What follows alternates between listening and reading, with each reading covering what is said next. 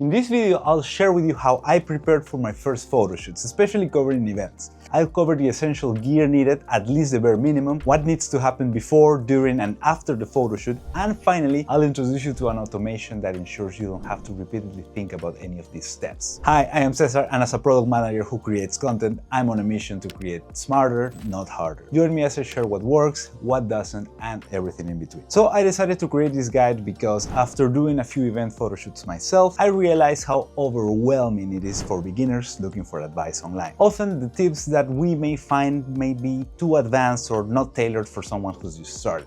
So let's make it easy. So let's talk about gear and settings. When choosing gear for an event, we have to consider the specific event we're photographing, as lighting conditions change quite a lot. For example, theater events tend to have poor lighting compared to conventions. And now let's break down camera settings. We'll talk about the basics, so aperture, shutter speed, and ISO, and then a couple of more that are super important. So for aperture, using fast lenses works quite well, provided that we shoot wide open, so at 1.2, 1.4, 1.8. We just need to keep in mind that when shooting wide open, we are also reducing the field of focus. So we have to watch out for when we're taking shots of multiple people that are in different positions, because we may end up with some of them being blurry, and you don't want that. Next up is shutter speed. I aim to shoot no slower than 1/125th of a second to avoid a blurry image, especially if there's a lot of movement during the scene. Ideally, my sweet spot tends to be at around 1/250th of a second. And last but not least, let's talk about ISO. And here's where I tend to keep my ISO free as a bird and leave it at automatic, but with a high limit of 6400 to accommodate for low light conditions without affecting the image too much. Modern cameras at this point can perform quite well at this setting, so I would expect no big problems here. And we also need to remember constantly that it's better to have a grainy picture or a bit noisy of a picture, but at least get the shot. And it's also better than to have it out of focus or just plainly blurry. I tend to go for manual settings every time that I'm in a photo shoot, just to minimize the variability and keep my focus on capturing the great shots instead of just playing around with settings even more.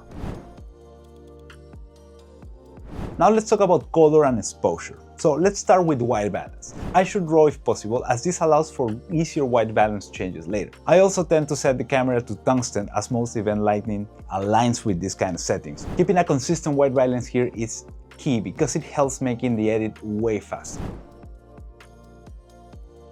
And here comes a setting that I didn't find a lot of recommendations for when I was looking for information before shooting my first events, and this is exposure and metering. The trick here is not to do the usual metering for the average of the image, but exposing just for the highlights. Why? Well, because exposing for the highlights prevents the darker areas from appearing overly noisy, especially because you're going to be shooting at a high ISO, because it's automatic.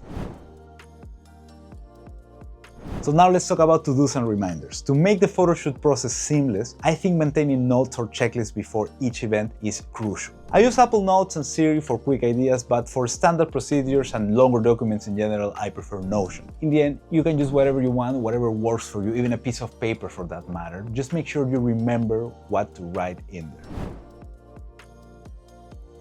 So here's a breakdown of essential reminders for before the photo shoot and for after the photo shoot. Let's start from the beginning, and these are the things that you have to remember first. First and foremost, you need to put the event in your calendar, including travel time. And if you can, plan and arrive extra early. Being on time can be better than any recommendation I can actually tell you, because that already will say a lot about your work ethic. So start with that. Moving on to the things that are actually a little bit more operational, you need to make sure that you charge your batteries, you pick and pack your gear. I actually created a Notion template and a video for that Notion template that you can access here that will help you manage your inventory, packing list, and other preparation. You can download it through the link in the description as well. If you're new to Notion, there is also a link to get started for free. At this point, to be honest, I'm using this gear packing list not only for my camera gear, but also just for trips in general. So give it a go.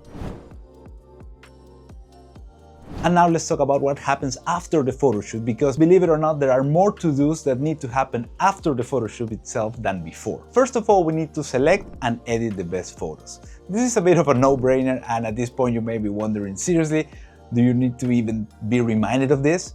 And my answer actually is yes, because I better have this than not, because it just completes the process. It's just the very first part that will just make you check it right off the bat. Next, of course, we will have to export the images. The trick here is that we can export in a couple different ways. What I would recommend and what I tend to do is that first and foremost, export the pictures in high-resolution JPEG so that you can eventually share them with your client. But I also export the DNG files with the Lightroom settings intact for future editing flexibility. And what I mean by this is that once you have the DNG files, and let's say you don't have these pictures in Lightroom at all because you deleted them to free up your space, you can import the DNG into Lightroom and you will have the photo with all of the edits in there. This can be a lifesaver. So I store all my exported files in an SSD. Link is also in the description. Next up in the to-do list is sharing the photo with your client.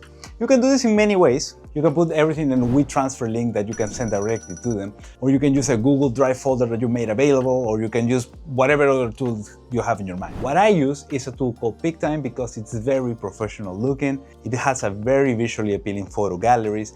It's free and it's very user-friendly. And as a plus here is that it offers a marketplace for your clients to print out their pictures. What's great about this is that you as a photographer don't have to even print the pictures and you will get a cut for it.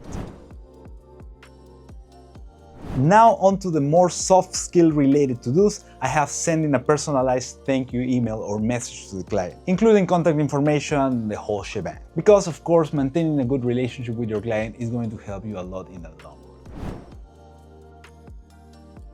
Next up, we have preparing promotional content for your socials, your Instagram, or whatever is the app that you're using nowadays. First of all, please ensure that your client agreement doesn't go against this. And what I would recommend here is that you post the images only after your client has posted them first, so you don't have any conflicts with them. Additionally, what I tend to do here is that I edit the pictures in a slightly different way than the ones I send over to the client, just to try to make sure we have some differentiation here and reduce even more the risk of conflicts.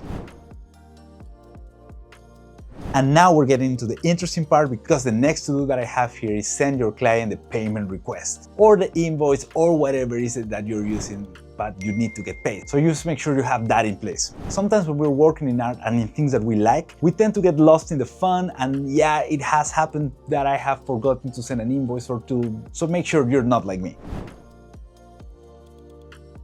And last but not least in the set of to-dos, we need to make sure that we delete their Lightroom album after we export it to our storage. Not immediately though, because you do need to make sure that this is still in place for a while, but at some point it needs to happen. Because I found myself with a Lightroom full of pictures of events that happened months or years ago, and they were all taking space in my precious Adobe subscription. You don't want that happening to you. So make sure that, I don't know, after a month, you go back to Lightroom and you kiss your pictures bye-bye.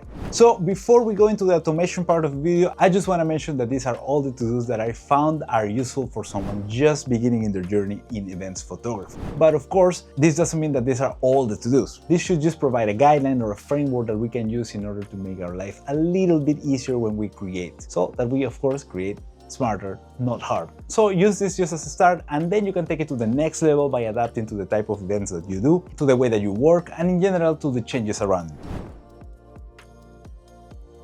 And now let's talk automation, because all of these to-dos that I just talked about are great to have, but if you're having a random note on your phone, or if you have them, let's say, on a piece of paper that you keep at your desk, it is less than ideal, mainly because they are prone to be forgotten. So to avoid that, you want to make sure that the process for all of these to-dos to be in place happens with less friction. There are many tools out there in the internet. What I happen to use is, as I said, the Apple ecosystem or Notion. Both of them work quite well. Mainly the Apple stuff though. I'm knee deep in the Apple ecosystem, I've drunk the Kool-Aid, you could say, but that's fine because it actually allows me to do what I want to do. You may find some other ways that work better for your case, but if you're like me and you're using Apple tools, especially shortcuts, reminders, calendars, and Siri, this will work amazingly. But if you're not that way and you want to use something that's more platform agnostic, you can use Notion. That I think works quite well in most cases. So I've created automations for both scenarios. The shortcut automatically generates calendar entries and to-do lists when you input the basic details such as the client name and the event date,